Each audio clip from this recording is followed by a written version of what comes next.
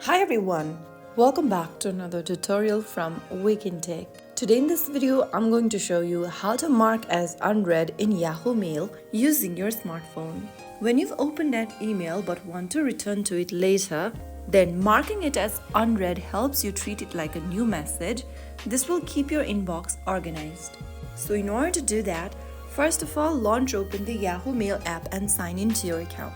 From the main homepage, go ahead and navigate through the inbox and then look for one of the emails that you want to mark as unread. Swipe right on the email that you want to mark as unread and you will be able to mark the email as unread right away. The email will now appear in bold or it will be presented with a blue tick that says the email is unread. Repeat this process for every other email you want to mark as unread and you'll be good to go.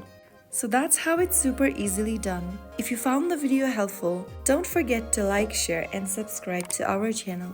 I will be back again in the next episode. Thank you for watching.